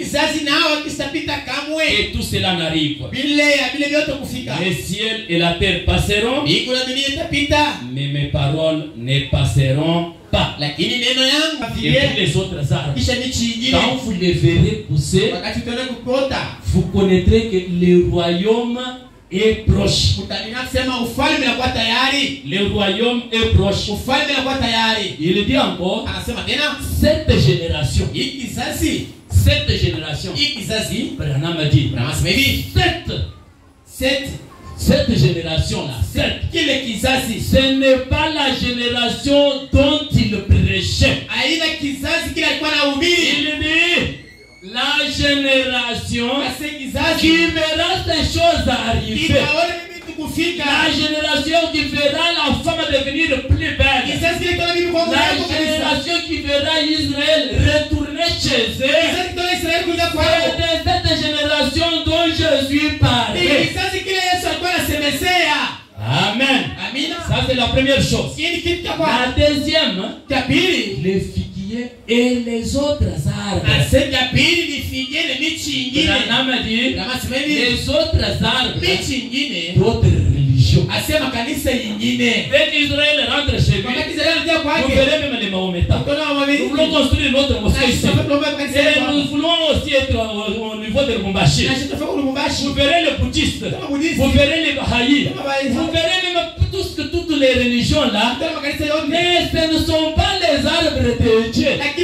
Vous les ferez pousser. Ils poussent avec l'énergie qui est accordée aux figuiers. Et la génération qui verra ces choses, l'onction de Dieu, quand elle descendra et qu'Israël rentre chez eux, cette génération ne passera pas. Les dénominations, les autres religions imiteront. Voilà les autres arbres. Amen. Maintenant, lisons pour terminer. Parce que ceux qui ne sont pas durs risquent d'être scandalisés.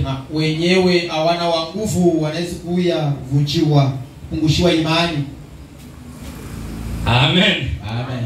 Je suis dans le deuxième saut. Tout ce que je vous dis maintenant, je vous dis, c'est déjà dit. Je suis au paragraphe 237. Quand il en est arrivé à celle qui était en rapport avec la fin du monde, quand il est arrivé à la question qui était quand est-ce qu'il y aura la fin du monde,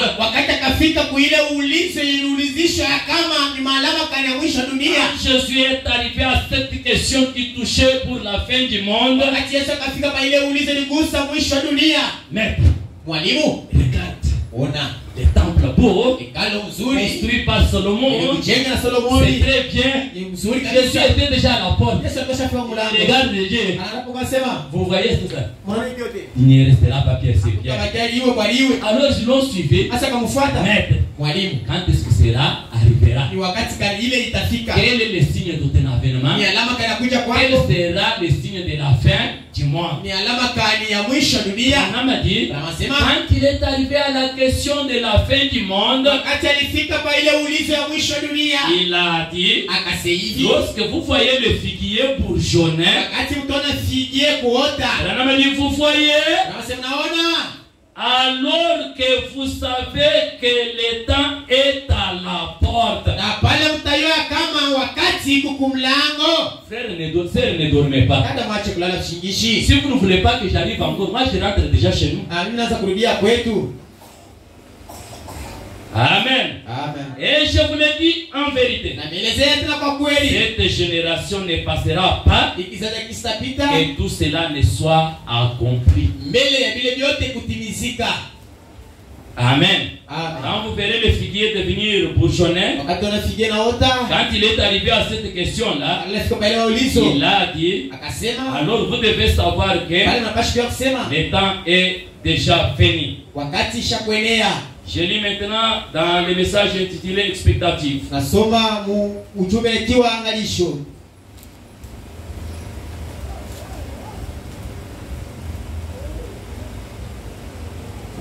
Expectatif. Du 30 septembre. Alisho ya mwisho ya mwezi 13 ya masiku ya mwezi ya 9. 30 septembre 1951. Masiku 13 ya mwezi ya 9 tarehe ya 1971 ya mwaka. Amen. Amen. Ne dormez pas longtemps vers la fin. Je pouvais vous parler tout simplement de partir, mais il vous faut lire. C'est Branham qui donne la vie aujourd'hui. Et quand vous nourrissez de sa nourriture, et de ma nourriture à moi, au lieu de vous laisser perplexer, je vais vous lire. Expectatif.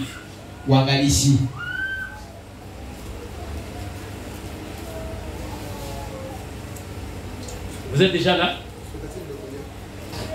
30 septembre 51. Ya masiku makumi tatu. Paragraphe 14. Fungu ya 14.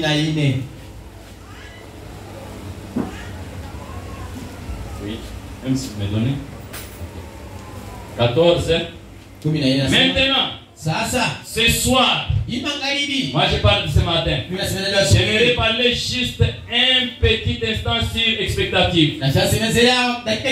Siméon était un homme. Et les théologiens qui enseignaient, mais il avait un vrai cœur. Il attendait Dieu. Parfois l'église en est arrivée au point où il ne reste que très peu de croyants. Mais Dieu a toujours eu un reste parmi les gens quelque part qui croient en lui. Saviez-vous cela? Considérez le monde antidiluvien. Considérez le temps de Noé. Le temps de la pluie. Il y avait juste quelques-uns. Noé, ses fils, ses belles-filles et sa femme. C'était tous ceux qui étaient entrés dans l'âge. Est-ce vrai? Est-ce vrai? Il dit, Jésus a dit, ce qui arriva du temps de Noé arrivera de même à la venue du Fils de l'homme. Et droit de la porte, resterait les chemins. Mais il y en aura que très peu qui entreront. Maintenant écoutez. Oh chrétien, maintenant Branham parle. Pour ça il est récité. Il dit, oh chrétien, soyez l'un de ces petits nombres. Voulez-vous être l'un de ces petits nombres? Qui ne regardent pas les femmes quand elles sont nues, qui ne regardent pas de faux films dans la télévision et dans les téléphones, qui ne regardent pas les femmes et les hommes nus à travers les films. Un petit nombre qui n'est sincère qu'envers elle-même et envers Christ.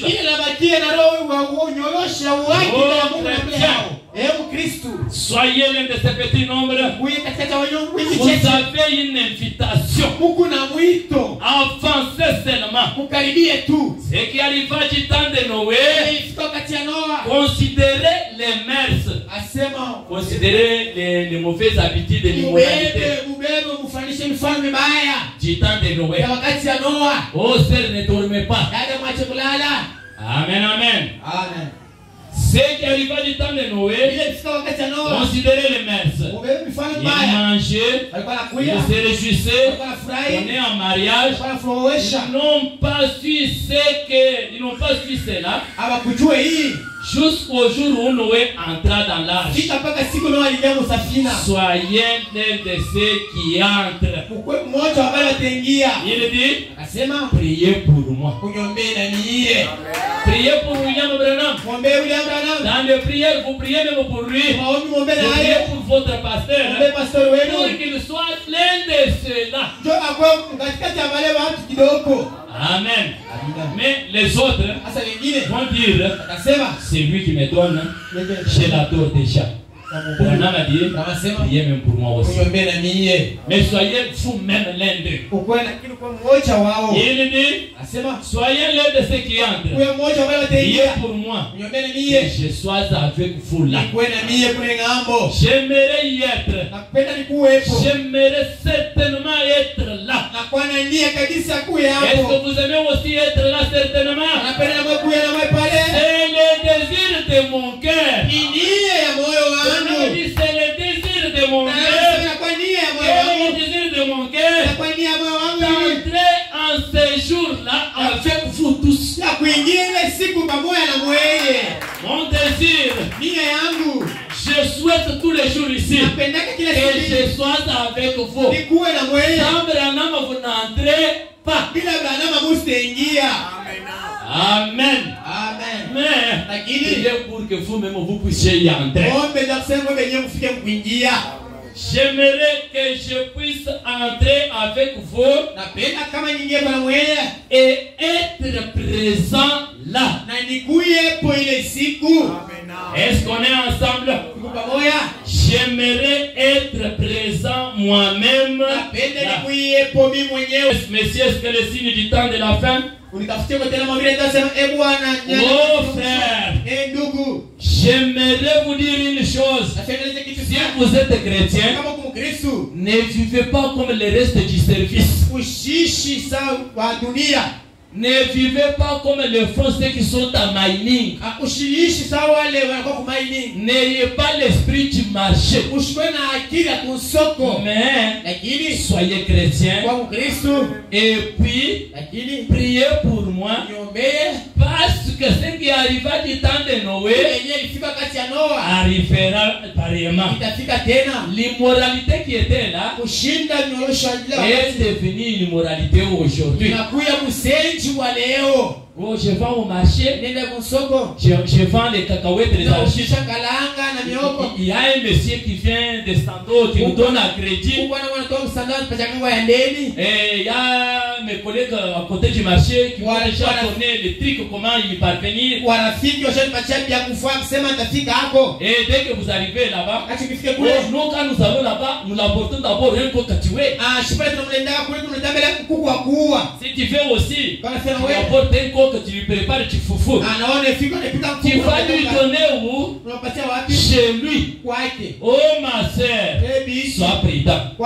N'ayez pas cet esprit-là. Même si vous ne vous acceptez pas, restez ce que vous êtes. Je vous donne un petit exemple du Kassai.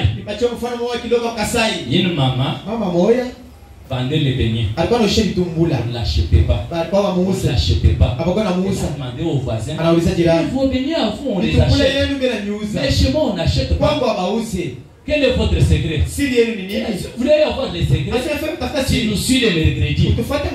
Oui, je suis prêt, je vais répondre. Le mercredi, il est fini. Il est fini.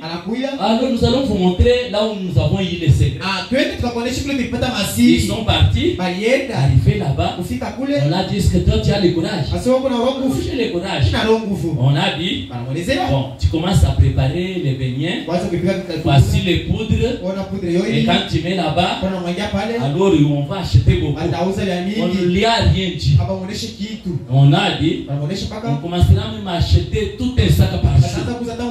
Mais est-ce que tu as une fille peut-être de 10, 15 ou 20 ans? Elle a dit, oui, j'ai déjà une fille de 12 ans.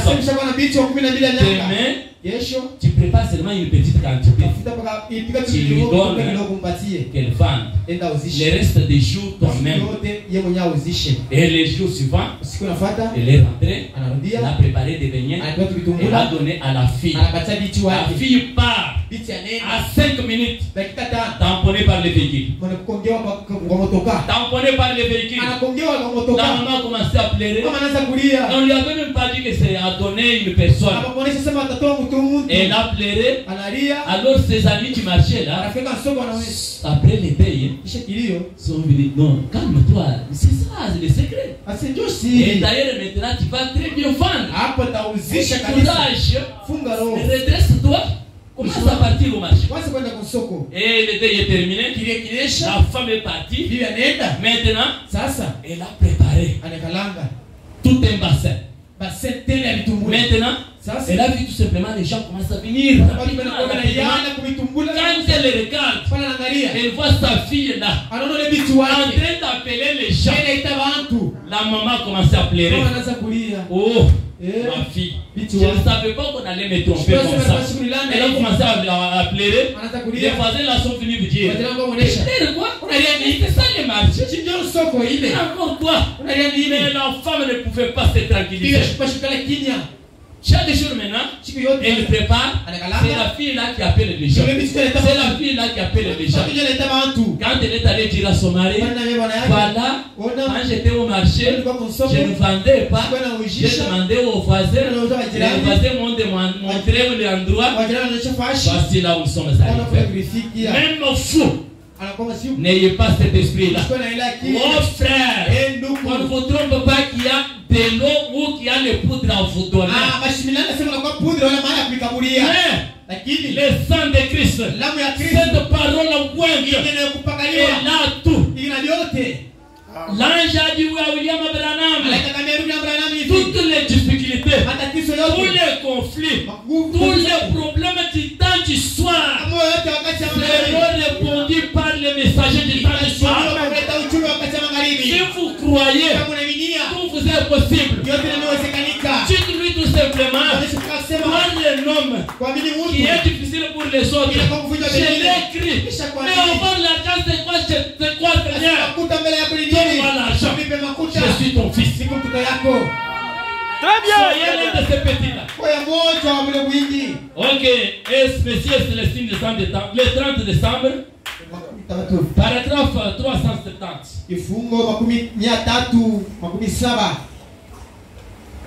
Amen. Amen. Qu'on ne vous trompe pas. Il y a l'évangile qui sort aujourd'hui. Et un fils de Dieu ne peut pas avoir des difficultés. Moi, je ne vous dis pas ça. C'est un Dieu de variété. C'est que Branham nous dit. Aujourd'hui, il peut donner au pasteur les véhicules. Mais il me donne moi la moto. Amen. Je serai toujours très joyeux.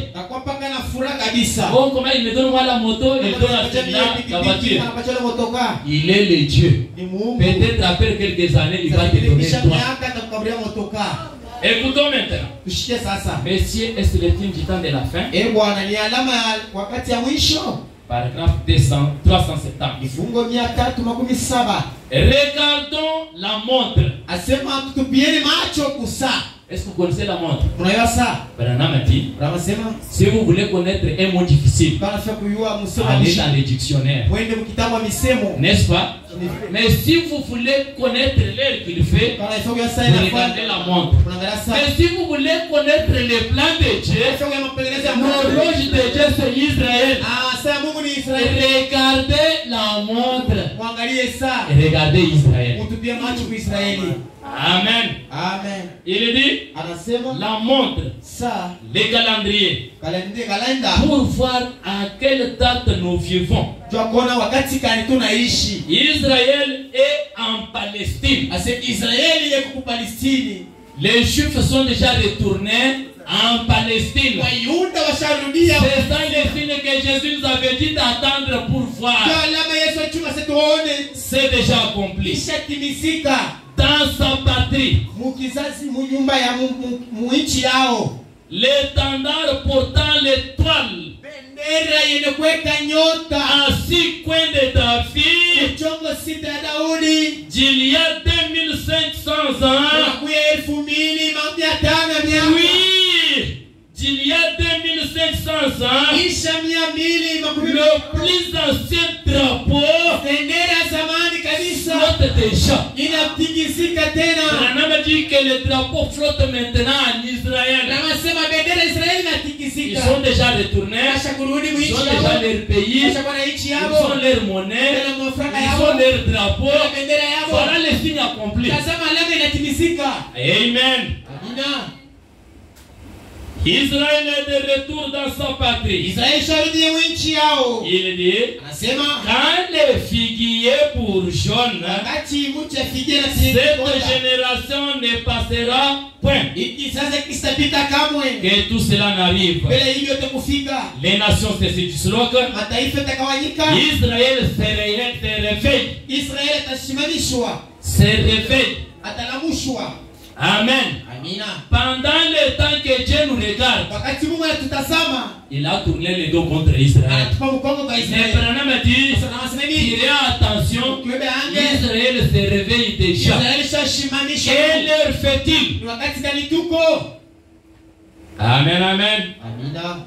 Les signes que les prophètes ont prédits, Alama ya matabiri ya yule aliyesema. les jours des gentils sont comptés. Asema masiku ya watataifa Ils shamaliwa. sont remplis d'horreur. Inajaziwa na woka. Retourne au dispersés. Murudi mwendele kuzamarishwa Vers les tiers. kwa muichi yenu. Les jours de la rédemption est proche. Siku ya ukombozi inakaribia. La peur fait défaillir les cœurs des hommes. Asema mioyo inatoka tena woka ya watu. Abraham a dit, Anasema hiki, soyez remplis d'esprit. lakini mchaze na roho. Quand Israël rentre chez lui, Wakati Israeli anarudi kwao, notre temps wakati yetu est rempli par beaucoup de d'horreur. inajazwa na woka. Pour manger, Chakula c'est difficile. ni Il mambo. faut recourir même au fétiche. Il faut recourir même à la prostitution. Il faut recourir au mensonge. ya kubomba, Mais lakini soyez remplis d'esprit. tujaze na roho ya Bwana. Amen, amen. Amen. Vos lampes nettoyées, Malampi yenu éclair. inaangaza. Levez les yeux. Unyanyue macho. Votre rédemption est proche. Ukombozi wenu inakuwa tayari. Les faux prophètes Wanabii wa uongo mentent. wewe unalanganya. Est-ce que vous ne voyez pas les faux prophètes? Amone wale wanabii wa uongo. Pour les nouveaux, Jua wa sasa. je m'arrête pour vous expliquer. Nasimamisha mbele Les nisifasirie. faux peuvent dire, hein, Jua sasa sema mais il y a beaucoup de prophètes. wanabii wa kuamini. On a de savoir qui est vrai et qui n'est pas vrai. Tutayua wa uongo ni wa wapi na wa kweli ni wa wapi. John Marang est un prophète. John Malanga ni nabii. Simon Kibam est un prophète. Simon Kimbangu ni nabii. Sikaten est un prophète. Katenda ni nabii. Amen. Amina. Et il y en a beaucoup que vous pouvez citer. Na nyinyi mnaweza Quel est kudai. le prophète que nous allons considérer? Nabii kanitona sisi wa kweli. Jésus répond. Yesu anajibu.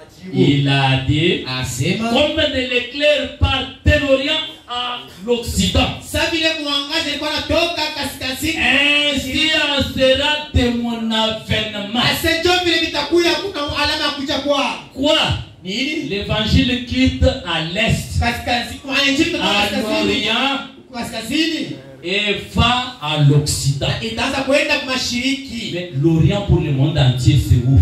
Kaskazini ndio dunia ni Même wapi? si vous posez des questions dans des radios, Hata nauliza kurecho. vous posez la question dans l'internet. Wala uliza kwa internet. Montrez-moi le continent qui est à l'est. Unishoteye kontini inakuya kwa kaskazini. C'est l'Asie. Inakuwa ni Asia. C'est le continent Ni kontinenti. où Abraham est né. Kule Abraham alizaliwa. Jérémie, Yeremia. Esaïe Isaya. et tous les prophètes. Même Jésus est né en Asie. C'est pourquoi Jésus dit, Ndio sasema mon avènement, kuja kwa sa racine tire de l'est. mzizi yake kutoka kaskazini. Commence à l'est. Inaanza Ça kaskazini. commence en Asie. Inaanza Et Asia. maintenant, c'est comme le soleil qui part, Sasa iwe kunaenda va se coucher à Inaweza l'ouest. kalala kashiriki.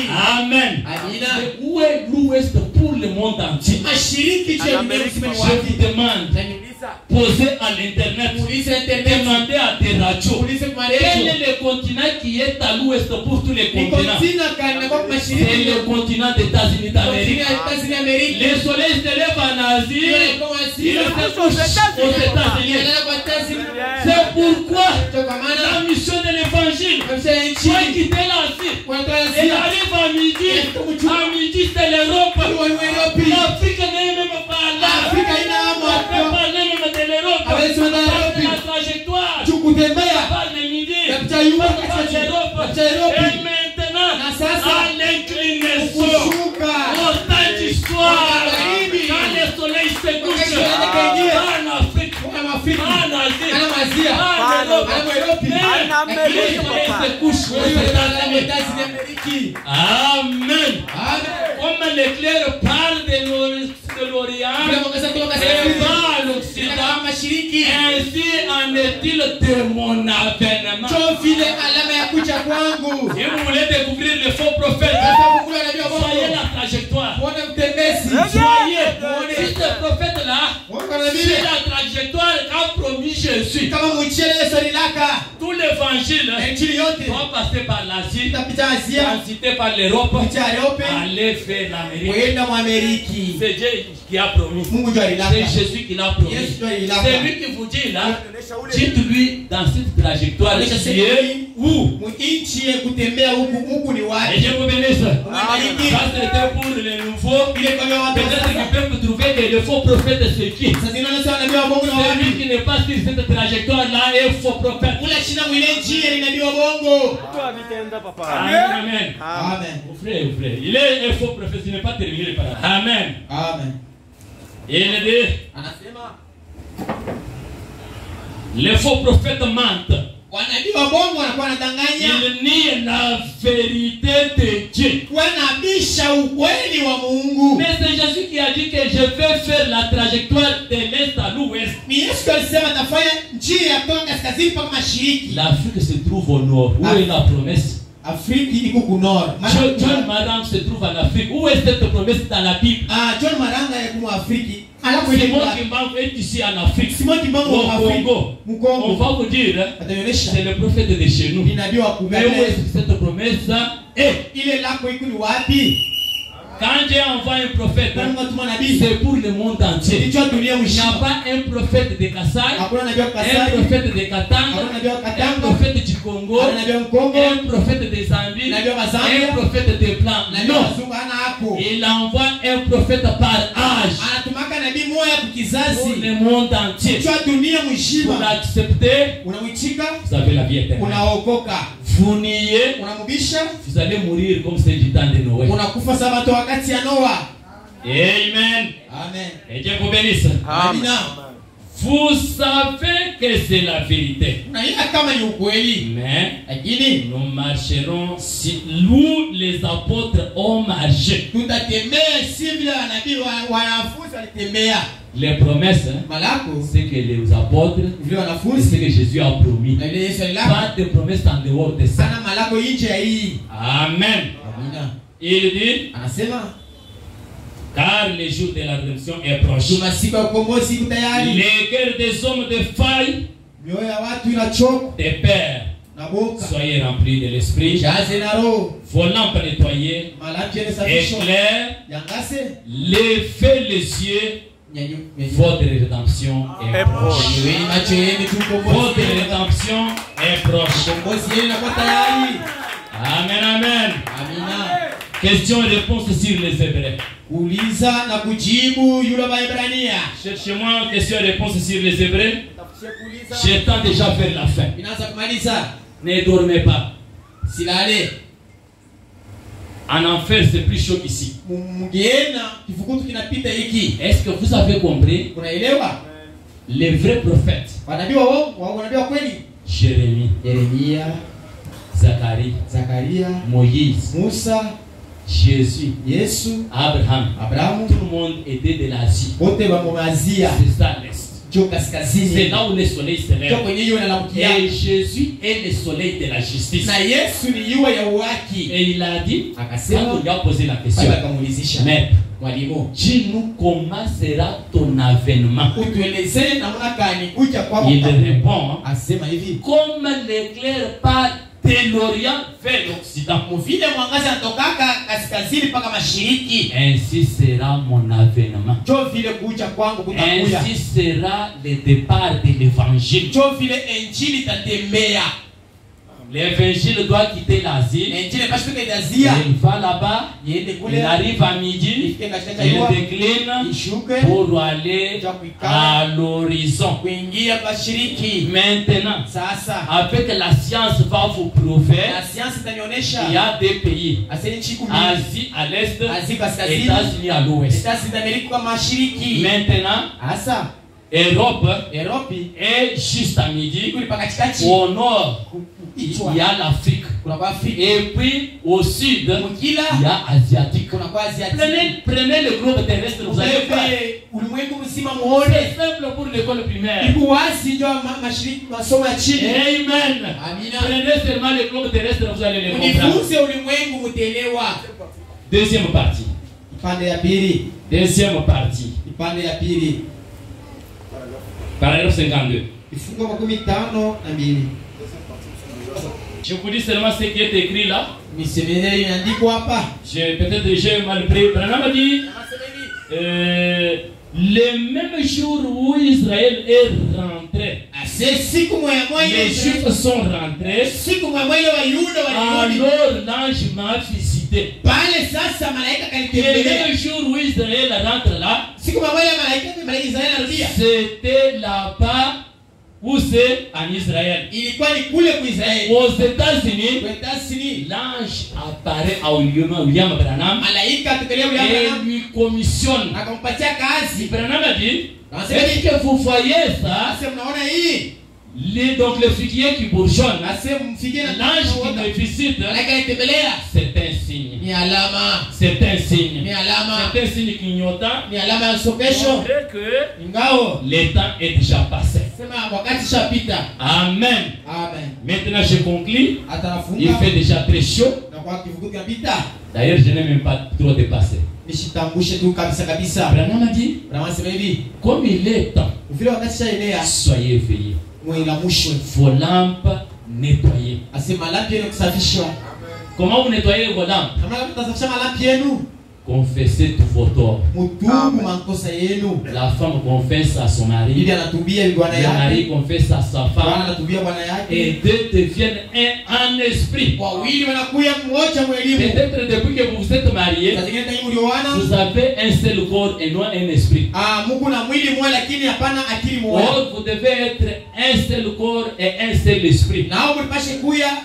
La femme a des déviations. L'homme a ces déviations. Et quand vous retournez dans la maison, vous vous dites que nous sommes un. Ça ne marchera pas. Amen, amen. Ça ne marchera pas. C'est pourquoi revenez. Voyez que tous les signes sont accomplis. La beauté a exagéré. La séduction a exagéré. Des églises mettent même des femmes comme des japonaises pour séduire les prédicateurs avant de passer à la chair. Ça arrive même dans des églises. Quand vous regardez cela, ne rigolez pas, ne riez pas, pleurez et demandez miséricorde. Et je vous ai dit depuis vendredi, quand vous mettez au monde, quand on vient prier, n'évitez pas seulement Tchad, venez prier chez moi. Vous-même, jeûnez, priez, dites à Dieu, Seigneur, quand le pasteur sera là, quand le huissier sera là, quand il prie pour cet enfant, que le Saint-Esprit entre de cet enfant, qu'aucun mauvais esprit ne puisse y habiter, pour que l'enfant fasse ce qu'on fait sur les autres sur lui. Ayez toutes ces choses en horreur. Oh Dieu est de moi, que je n'ai pas de tels enfants qui marchent dans les rues nues. Des enfants qui ont de ça l'habitude immorale même dans l'école primaire. Les Dieu qui est riche à miséricorde va vous répondre. Si vous voulez avoir seulement les enfants, vous aurez des souris, vous aurez des serpents, vous aurez des lézards, vous aurez n'importe quoi. Mais vous, comme vous êtes des fils de Dieu, demandez que Dieu vous donne aussi des fils de Dieu. Mettons-nous debout. Quand vous verrez les figuiers bourgeonnés, d'autres arbres aussi commencer à pousser. Quand vous verrez Israël retourner chez lui, et que vous verrez les autres, le temps est terminé. Israël se réveille. Mais nous les gentils pleurons la miséricorde de Dieu. Ce matin, ne cachez rien à Dieu. Les dieux qui avaient fait des femmes prostituées à des femmes saintes et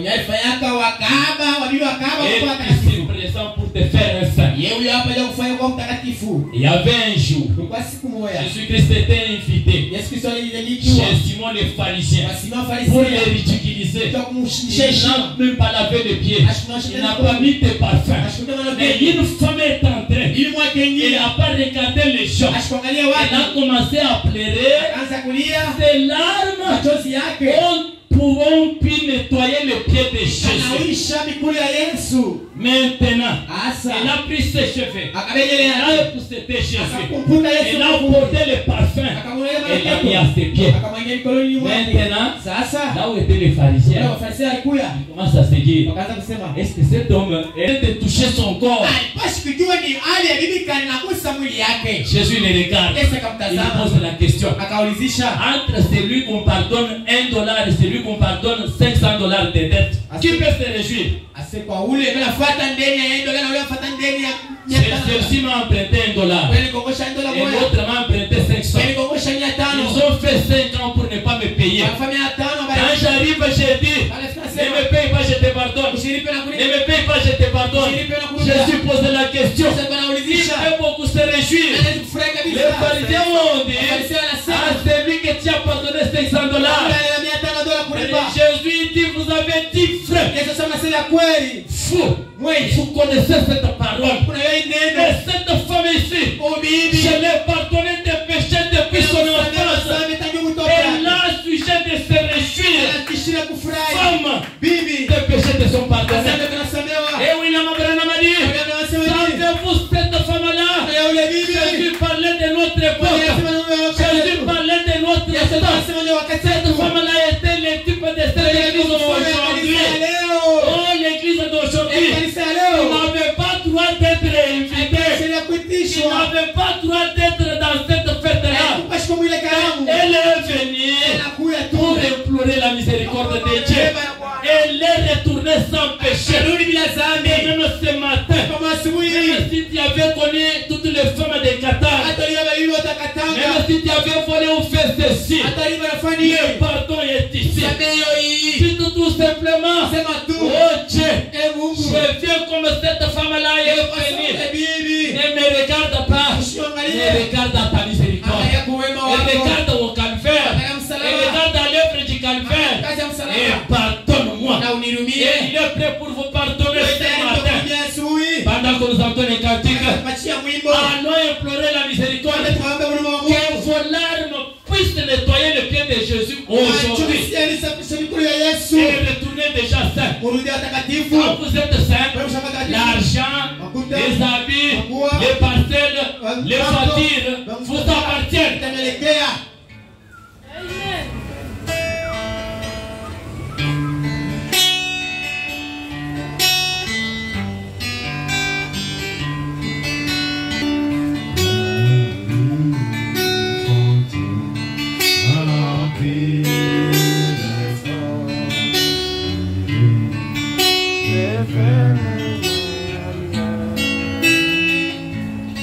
Avec un